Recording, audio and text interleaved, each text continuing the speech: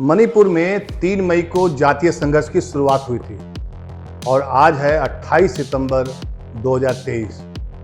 मतलब मई बीत गया, जून, जुलाई, अगस्त, सितंबर बीतने को है। लेकिन जातीय संघर्ष इस कदर वहां खराब स्थिति में ला दिया है मणिपुर को कि ऐसा लगता ही नहीं है कि मणिपुर अपने देश का हिस्सा है और वहां जो घटनाएं घट रही हैं उससे देश के हुक्मरानों यानी सत्ताधारी पार्टियों को कोई मतलब नहीं। मणिपुर फिर हिंसा की चपेट में है और दुर्भाग्य इस बात का है कि देश के प्रधानमंत्री चुनावी सभा को संबोधित करने जाते हैं।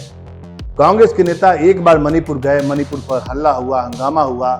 मणिपुर के इशू को उठाने के लिए कांग्रेस और विपक्षी दलों ने लोकसभा में अविश्वास प्रस्ताव पेश किया, चर्चा हुई, प्रधानमंत्री ने भी दुख जताया।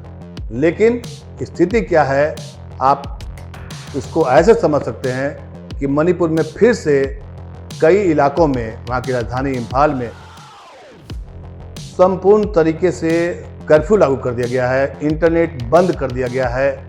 हालात इतने खराब हैं कि कोई खबर तक नहीं आ पा रही है मीडिया में, और जो खबरें आ रही हैं, छिटपुट जो खबरें छन के आती हैं, उसको देख करके, उसको पढ़ करके ऐसा लगता है कि मणिपुर शायद अपने देश का हिस्सा नहीं है।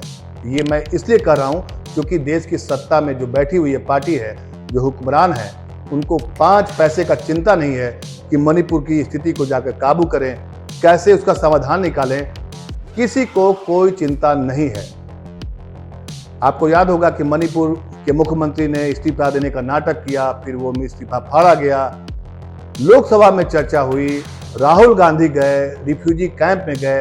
अब जो खबरें आ रही हैं वो दिल दहलाने वाली है। रिफ्यूजी कैंप से लड़कियां की जो मौत हुई है वो काफ़ी, आप उसको अगर देखेंगे, पढ़ेंगे, वो सोशल मीडिया पर खबरें आपको जरूर मिल जाएंगी, लेकिन नेशनल मीडिया में, हमारे देश की राष्ट्रीय मीडिया में उस खबर का एक अंश भी नहीं आपको दिखाई नहीं पड़ेगा। हमारी टीम ने मणिपुर के ताज़ा हालात पर एक रिपोर्ट तैयार की है। आइए देखते हैं कि क्या है मणिपुर के ताज़ा हालात और क्या किया जा सकता है। अभी भी वक्त है देश के हुक्मरानों को ये समझने के लिए कि मणिपुर की स्थिति बद से बदतर होने के बजाय उसको संभाला जा सके। आइए देखते हैं हमारी टीम ने जो तैयार की है रिपोर्ट उसको। मणिपुर धधक रहा है। आग और हिंसा की ज्वाला में ये राज्य वो बर्बरता झेल रहा है जो शायद इसने इतिहास में आज तक नहीं देखी होगी।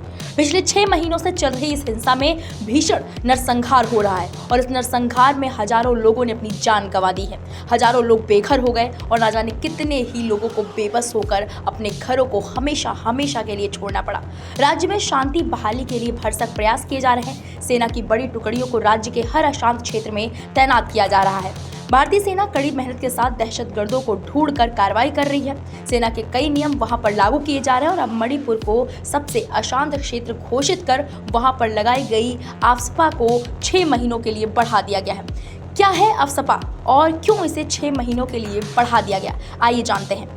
आफ्सपा यानी armed forces special power act. यह अधिनियम अशांत क्षेत्रों में तैनात केंद्रीय सशस्त्र पुलिस बलों को कानून का उल्लंघन करने वाले किसी भी व्यक्ति को मारने और किसी भी क्षेत्र में बिना किसी वारंट के तलाशी लेने का अधिकार देता है। सीधे शब्दों में यह अधिनियम हिंसक क्षेत्रों में सेना को विशेष शक्तियां देता है। अब इसे बढ़ाने की जरूरत क्यों पड़ी? दरअसल हाल ही में मणिपुर में 2 मैतेई छात्रों की हत्या कर दी गई थी, जिनके शवों की तस्वीरें सोशल मीडिया पर वायरल हो गई थी। बताया जा रहा है कि ये दोनों छात्र 6 जुलाई से लापता थे। जब इन दोनों छात्रों की हत्या की गई और सोशल मीडिया पर तस्वीरें वायरल हुई तो इसके बाद इलाके में हिंसा और भड़क गई, जिसके बाद फिर से वहां इंटरनेट सेवाएं बंद कर दी गई और आफ्सपा लागू कर दी गई। सरकार ने सिर्फ 19 थाना क्षेत्रों को छोड़कर पूरे मणिपुर में यह अधिनियम लागू किया। इससे पहले लागू हुई आफ्सपा 30 सितंबर को समाप्त होने वाली थी, लेकिन अब ये एक्ट 31 मार्च 2024 तक लागू रहेगा। राज्य सरकार ने जब इसकी अधिसूचना जारी की तो सरकार ने कहा कि विभिन्न चरमपंथी और विद्रोही समूहों की हिंसक गतिविधियों की वजह से पूरे राज्य में नागरिक प्रशासन की सहायता के लिए सशस्त्र बलों के इस्तेमाल की जरूरत है। जिन 19 थाना क्षेत्र आफ्सपा लागू नहीं होगा वो इम्फाल, लेफ्ट सिटी, सिंगजेमई, सेकमई, लामसांग, पत्सोई, वांगोई, पोरोमंपट, हैंगेंग, लामलाई, इरीलबुंग, लेमखोंग, थोबुल, विष्णुपुर, नाम्बोल, माइरोंग, काकचिंग और जिरबिम है। सरकार ने 23 सितंबर को फिर से राज्य में इंटरनेट सेवाएं शुरू करने का ऐलान किया था, लेकिन 25 सितंबर को ही 2 छात्रों के शवों की तस्वीरें वायरल हो गई, जिसके बाद हिंसा भड़की। प्रदर्शनकारियों ने सीएम आवास कूच करने का प्रयास किया, जिसके बाद उन पर लाठीचार्ज भी किया गया। भड़की हिंसा को रोकने के लिए सरकार ने फिर से इंटरनेट सेवाएं बंद कर दी। अब इसके बाद भारतीय सेना पूरी तरह से मणिपुर में शांति बहाली का प्रयास कर रही है।